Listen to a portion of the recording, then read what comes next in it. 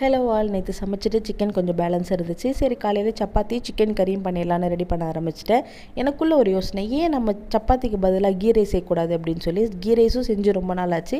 சரி, ஓகே, இன்றைக்கி கீ ரைஸே செஞ்சுருவோம் அப்படின்னு சொல்லி ஒரு குக்கரில் கொஞ்சமாக எண்ணெய், நெய் சேர்த்து பட்டை, கிராம்பு, ஏலக்காய் போட்டு நல்லா பொரிஞ்சதுக்கப்புறமா வெங்காயம் சேர்த்து நல்லா வதக்கி விட்டுக்கலாம்.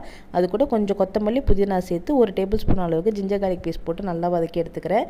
அதுக்கப்புறம் கொஞ்சமாக தயிர் சேர்த்து நல்லா வதங்கினதுக்கப்புறம் தேவையான அளவுக்கு தண்ணி சேர்த்து ஒரு அரிசி போட்டு 2 விசில் வர அளவுக்கு விட்டு எடுத்தால் கீ ரைஸ் ரெடி. எப்பயும் நான் கீ ரைஸ்க்கு தேங்காய் பால் ஊற்றி தான் செய்வேன். பட் இந்த வாட்டி எனக்கு தேங்காய் பால் கம்மியாக இருந்ததுனால நான் தயிர் ஊற்றி செஞ்சேன். எனக்கு என்னவோ அந்த டேஸ்ட் தான் ரொம்ப பிடிச்சிருந்துச்சி. இது கொஞ்சம் டேஸ்ட் கம்மியாக தான் இருந்தது.